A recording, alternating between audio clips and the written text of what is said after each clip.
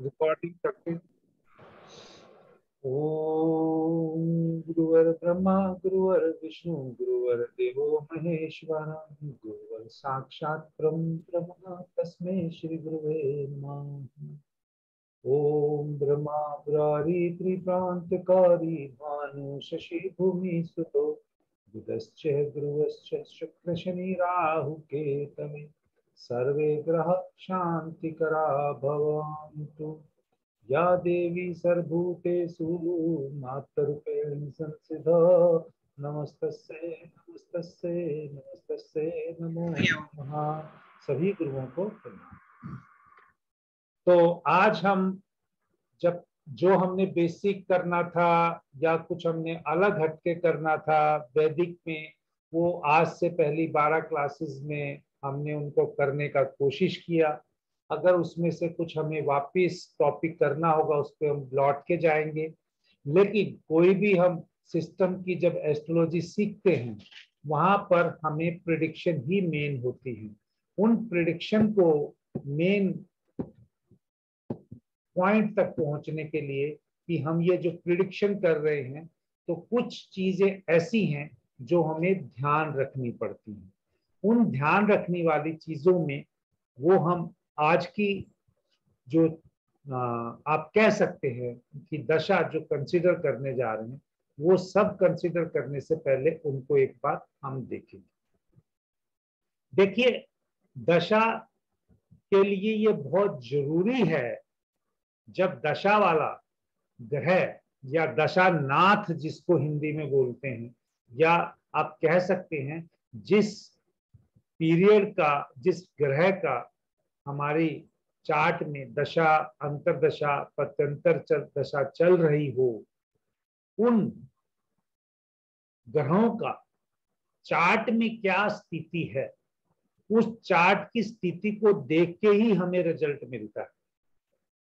जैसे बहुत सारे लोग कहते हैं कि एक ही समय पे बहुत सारे लोग पैदा हुए, फिर भी एक राजा बन गया, एक रंक है, एक स्ट्रगल कर रहा है। मान लीजिए ठीक है भाई, वो एक टाइम पे पैदा हुए, उनकी दशा वैसा होगा, लेकिन कोई ना कोई तो चीज ऐसी अंतर होगी जो उनके, क्योंकि 2 घंटे में D1 चार्ट के अंदर अप्रोक्सीमेटली 2 घंटे के अंदर असेंडेंट तो वही मिलेगा। अगर उस असेंडेंट के दौरान अगर प्लेनेटरी ट्रांजैक्शन सारी सेम हैं, कुछ तो ऐसी चीजें होंगी जिनको हम देख के बताएंगे कि ये उनको दूसरों से अलग करती है। तो इसके लिए अगर हम देखें, अगर मान लीजिए 1 से 12 यानी दिन में 12 ही लगन बनेंगे, 2-2 घंटे का है, तो उन लगनों में जो प्लेनेट ट्रांजिट के उस दिन थे वो अगर चंद्रमा को छोड़ के और बाकी सब की स्लो चल रही है, तो उस या कुछ फास्ट मूविंग प्लेनेट हैं, कुछ स्लो मूविंग प्लेनेट हैं, उसके हिसाब से हमारा चार्ट बनता है। अब उस चार्ट में से ये भी हमें पता है कि प्लेनेट की पोजीशन उस दिन चेंज नहीं हुई, लेकिन फिर भी क्या ऐसे चीजें हैं वो जो हमें अलग करती हैं, तो वो चीजों के भी बारे में मैं बताऊंगा जो मेरे अपने एक्सपीरियंस है। वो चीजें, हम किस घर में पैदा हुए, किस घर के पास हम रह के बड़े किए, जो यानी ऊर्जा जो है हमारे आसपास जो है वो सार्थक ऊर्जा है या पॉजिटिव ऊर्जा है या नेगेटिव ऊर्जा है, या हमारी परवरिश कैसी हुई है, उन सब चीजों को कैसे कैसे दशा बेसिकली स्टार्ट करने से पहले हमें देखते हैं, वो सब पॉइंट आज मैं डिस्कस करूंगा। लेकिन अगर आपके पास, अगर अब हम देखें कि जैसा मैंने अभी कहा, एरीज का एक चार्ट बना ले, हम मेष लगन का चार्ट बना ले, उस मेष लगन में 1 2 3 4 5 ऐसे पूरी राशियां बनी। यानी आज जब चार्ट बना मेष लगन का बना, और मेष लगन के चार्ट में अगर हम देखें तो 2 नंबर जो आता है, जो शुक्र का है, वो वहां पर मारक स्थान में आएगी राशि। वो राशि की बात अभी कर रहे हैं क्योंकि ग्रह तो हमें पता नहीं ना किसके लिए हम करेंगे। तो अगर वो मारक स्थान में शुक्र की राशि आ गई तो यहाँ पर हम सीधा बोल देंगे कि शुक्र मैलेफिक है। अगर शुक्र यहाँ पर मैलेफिक है तो शुक्र की दशा कुछ लोग कहेंगे कि इसको अच्छा रिजल्ट देगी, लेकिन मैं यहाँ पर ये बोल रहा हूं कि चाहे शुक्र यहाँ पर 2 मारक स्थान पे है, 2 नंबर में मार्क स्थान पे, और 2 नंबर के साथ साथ उसकी राशि सप्तम भाव में भी शुक्र की ही बनेगी, तो यहाँ पर ये मैलेफिक हो गया दोनों मारक स्थान पे लगाने के लिए। लेकिन क्या यहाँ पर शुक्र अकेला मारक है? नहीं, यहाँ पर शनि भी जो एकादश भाव का स्वामी बनेगा 11 नंबर, वो भी यहाँ पर मारक है। वो मारक क्यों है? क्योंकि वो चर लगन 1, 4, 7, 10 लगन का जो एकादश भाव होता है वो बादकेश होता है। तो मार्केश और बादकेश ये दोनों ग्रह आपके मैलेफिक बन सकते हैं। तो ये जब दशा हम सिस्टम पढ़ रहे हैं तो ये कुछ हर राशि के मारक मार्केश, हर राशि के बादकेश, हर राशि के 6, 8, 12 के स्वामी, ये सब आपकी चार्ट की प्रेडिक्शन में बहुत इंपॉर्टेंट रोल करेंगे। इसी हिसाब से कई चार्ट में आपने देखा होगा कि ग्रह वैसे तो योग कारक है, जैसे अगर मान लीजिए मंगल योग कारक बनेगा, अगर मैं देखूं तो 5 नंबर, ना 5 नंबर में नहीं बनेगा, हाँ 8 और 4, 5 नंबर की राशि में मंगल योग कारक बन जाएगा। अब 5 नंबर की राशि में अगर मंगल योग कारक बन गया तो क्या वो मैलेफिक है कि नहीं है, ये हमें देखना पड़ेगा। एक मिनट होल्ड कीजिएगा, मैं पॉज कर रहा हूँ, एक बंदे का मेरे को मैसेज है, मैं उसको टाइम कल। गुंजन सर, मैं क्या बोल रहा था? 5 नंबर यानी सिंह लगन के लिए मंगल योग कारक का बोल रहा था ना मैं? योग कारक है। हाँ, और मंगल कैसा है वो भी देखना पड़ेगा। हाँ, वो मंगल हमें देखना पड़ेगा। अब मंगल यहाँ पे 4थे भाव का और 9वें भाव का है, तो यहाँ तो मंगल बढ़िया हो गया ना सर, प्रॉपर। एक तो 4थे भाव में मंगल की राशि होगी, एक रहेगी 9वें भाव में, तो ये तो 5 नंबर के लिए, अब 5 नंबर के लिए जो हमने देखा बात पेश कौन हो जाएगा, 9वां भाव हो जाएगा ना स्थिर राशि के लिए। सुन रहे सर गुंजन सर? हाँ, 9वां भाव में अब मंगल की राशि आ गई ना। वैसे तो चार्ट में हमें दिख रहा है ये योग कारक है, लेकिन बादकेश होने की वजह से कुछ नेगेटिव रिजल्ट भी तो देगा, बाधा भी तो रहेगा।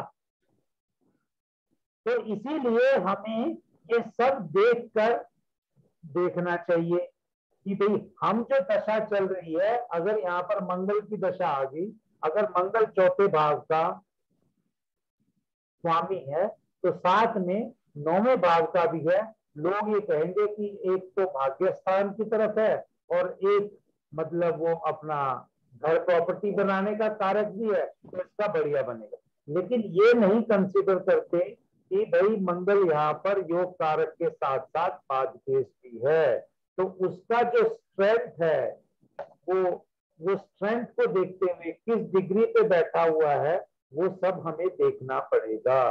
तो एक एक भाव की अब मैं ज्यादा तो नहीं करेंगे, जब हम प्रिडिक्शन करेंगे तब उस टाइम पे ले लेंगे, लेकिन कहने का मतलब ये है चाहे दशा कोई भी हो, जो नक्षत्र बेस्ड, चंद्रमा बेस्ड अगर दशा है तो उसके लिए हमें हर लगन के लिए ये देखना होगा कि ये जिस ग्रह की दशा चल रही है वो योग कारक होते हुए भी क्या बादकेश तो नहीं है, या उसकी कोई और चीज जो उसको दिक्कत तो नहीं कर रही, वो रिजल्ट उसको गलत ही देगी, उसको या कम देगी, उतना अच्छा नहीं देगी। तो ये 3 ही वर्ड है यहाँ पर, योग कारक 1, बेनिफिक 2, मैलेफिक 3, यानी शुभ देने वाला ग्रह, शुभ ग्रह देने वाला और योग कारक। चाहो तो इसमें आप मार्केस या मार्का स्थान, मारक स्थान का वो स्वामी ना, या मतलब उसका अधिपति ना हो, क्योंकि मारक की राशि आदि उसमें ग्रह कोई भी बैठा हो तो ग्रह का अधिपति तो उस स्थान की राशि ही बनेगी। तो इन सब चीजों को देखकर ही हमें करना है, खासकर 2 नंबर के लिए, 2 नंबर लगन के लिए।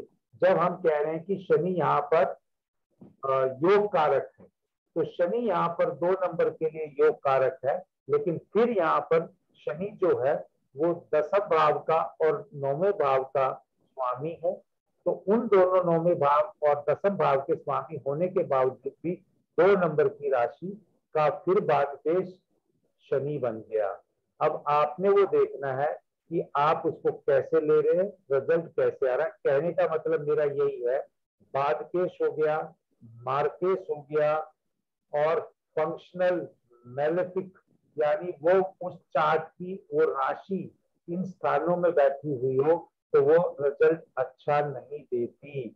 लोग योग कारक समझ के उसको बहुत अच्छा समझते हैं, लेकिन वो मंगल अगर वो प्रॉपर रेमेडी ना करते हो तो उनको अच्छा रिजल्ट नहीं देता। मेरा आज के चार्ट में स्टार्ट करते हुए क्लास के ये पहला पॉइंट रखने का मकसद ये था। दूसरा, जो अब दूसरा नहीं, मैं कई पॉइंट रखूंगा आपके सामने, हो सकता है आपने उनका कभी यूज किया हो सकता है आपने उनका कभी यूज ना किया हो, लेकिन ये मेरे लिए कहना बहुत जरूरी है। जब भी हम कोई भी चार्ट देखें, उस चार्ट को कुछ भी देखने से पहले, दशा देखने से भी पहले हमें, क्योंकि दशा तो अब लगाएंगे जो मैं पॉइंट कर रहा हूं, लेकिन ये जो अगले 7-8 पॉइंट है, पहला तो एक जर्नल पॉइंट था कि वो बादकेश, मार्केस और मेलेफिक स्थान का अधिपति ना हो, वो देखना है। अब मैं वो नहीं बोल रहा, अब मैं आ रहा हूं दूसरे पॉइंट पे। अगर किसी का चार्ट आपके पास आया और उस चार्ट में आने के बाद आपने देखा कि इसके ज्यादातर ग्रह न्यूट्रल पोजीशन में बैठे हुए हैं, तो गुंजन भाई मैं आपसे पूछ सकता हूं कि ये न्यूट्रल पोजीशन आप किसको मानेंगे? सेकंड हाउस इस वजह से न्यूट्रल में बोलते हैं ना। नहीं, मैं न्यूट्रल आपको जो वर्ड यूज कर रहा हूं इसलिए मैंने आपको पूछा कि न्यूट्रल हाउस हम उसको बोलेंगे, जैसे मान लीजिए किसी चार्ट में शुक्र बैठ गया मंगल की राशि में और मंगल बैठ गया शुक्र की राशि में, शनि बैठ गया बुध की राशि में, बुध बैठ गया शनि की राशि में। ये न्यूट्रल पोजीशन बोलेंगे हम इनको, ठीक है। आप ये भी कह सकते हैं कि उन्होंने एक्सचेंज कर लिया, ये एक्सचेंज भी बन गया ना। मेरा आवाज नहीं आ रहा। आपका हाँ, परिवर्तन योग बनता है वो। कौन सा योग? परिवर्तन, एक्सचेंज योग। हाँ, एक्सचेंज योग, परिवर्तन की मैं बात कर रहा हूँ। बट हम जब दशा सिस्टम में बोलेंगे तो हम ये बोलेंगे उनके जो ग्रह हैं वो बड़े कंफर्टेबल पोजीशन में बैठे हैं, वो न्यूट्रल पोजीशन को मानेंगे, क्योंकि उन्होंने एक दूसरे की पोजीशन को क्या कर दिया, न्यूट्रल कर दिया। अब दूसरे नंबर पे मैं आपके सामने वो बात रखता हूं, क्या कोई ग्रह चैलेंजिंग पोजीशन में है? मान लीजिए शनि नीच का है, मेष राशि में, वो चैलेंजिंग पोजीशन होगी शनि के लिए। मान लीजिए शनि अब किसी चार्ट में 5 नंबर में है, सिंह राशि में, लियो साइन में, वो भी चैलेंजिंग पोजीशन है। या गुरु किसी का डेबिलेटेड है, वो भी चैलेंजिंग पोजीशन है। जब किसी चार्ट में, अब मैं कंक्लूड कर रहा हूं इन दोनों पॉइंट को मिलाकर, अगर अब किसी चार्ट में अगर ग्रह न्यूट्रल पोजीशन में बैठे हैं तो आप ये कह सकते हैं इस जातक की जिंदगी में ज्यादा इवेंट नहीं होने वाली, ज्यादा इवेंट नहीं होने वाली। यानी इसके जो बर्थ चार्ट को देख के हम प्रिडिक्शन करते हैं उससे हमें एक अंदाजा लग जाएगा कि इसके जीवन में कुछ ज्यादा उछल कूद ऊपर नीचे नहीं होने वाला, इसकी जिंदगी एक नॉर्मल आदमी की है। और नॉर्मल आदमी के बारे में आप प्रिडिक्शन क्या करोगे, उसकी तो जिंदगी नॉर्मल है। प्रिडिक्शन करने का मजा उसी के में आता है जिसकी जीवन में ऊंच नीच फ्लक्चुएशन चलती रहती हो। वही बंदा तरक्की करेगा, वही बंदा प्रिडिक्शन के लिए लगातार ज्योतिषी के पास आएगा। जिसकी न्यूट्रल चार्ट है वो आपको ज्यादातर आते हुए दिखाई नहीं देगा। मैं ये नहीं कह रहा कि वो नहीं आएगा, आ सकता है, लेकिन वो इतना ज्योतिषी में विश्वास नहीं रखेगा क्योंकि उसकी जिंदगी एक 9 से 5 सरकारी कर्मचारी की तरह की है। ठीक है, तो इसका मतलब जिंदगी में एक अच्छी प्रिडिक्शन देने के लिए ज्योतिषी के लिए चैलेंजिंग पोजीशन वो है जब उसके पास चार्ट आता है और जिसमें ग्रह चैलेंजिंग पोजीशन में बैठे हो, यानी दुश्मन की राशि में आप बोल सकते हैं, या नीच के बैठे हो इस टाइप की, या 6, 8, 12 में बैठे हो। तो 6, 8, 12 में बैठ के डेवलप्ड प्लेनेट ये या रेट्रोग्रेड प्लेनेट ये जिंदगी को बहुत सारा ऊपर नीचे करते हैं। तीसरा पॉइंट, पहला हमने फंक्शनल मैग्नेटिक कर लिया, दूसरा हमने चैलेंजिंग और नॉन चैलेंजिंग कर लिया। तीसरा जो पॉइंट है, जब भी नीच ग्रह की यानी डेबिलिटेड ग्रह की दशा चलेगी वो जिंदगी में उस बंदे से उस ग्रह के कारक तत्व का निम्न स्तर का काम कराएगी।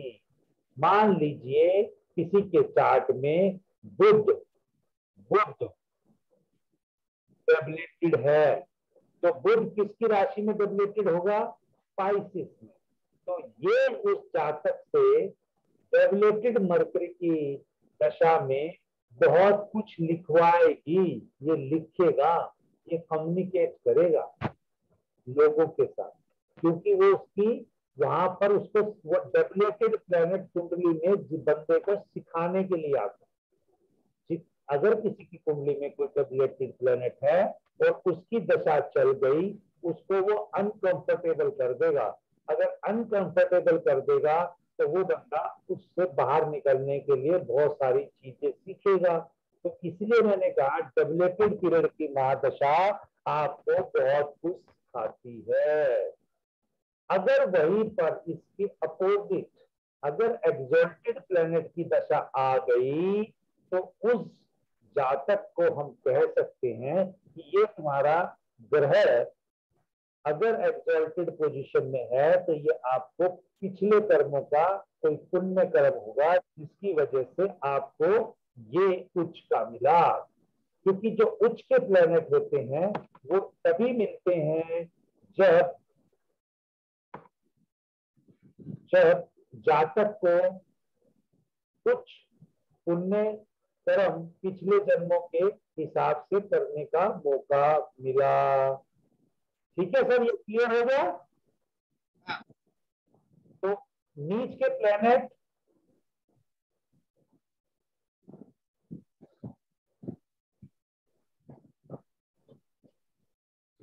इसने कुछ भेजा है डाइवोर्स के लिए, मैंने कहा था इस कंसल्टेंसी ली थी, इसका हो गया। तो चलिए मैं कहा था उच्च के प्लेनेट हमें आसानी से देंगे और नीच के प्लेनेट हमें जबरदस्ती काम कराने के लिए सिखाने के लिए आएंगे। अगर हम नहीं सीखेंगे तो वो हमें तंग करेंगे ना, वो हमें बहुत तंग करेंगे। आपका कोई प्लेनेट नीच का था चार्ट में? हाँ, मेरा मैं आपको बताता हूं, अगर मैं अपने चार्ट को देखूं, मान लीजिए कोई प्लेनेट नीच का है और उस टाइम पे उसके कारक तत्व के हिसाब से मैंने काम नहीं किया तो मैं दुखी रहूंगा।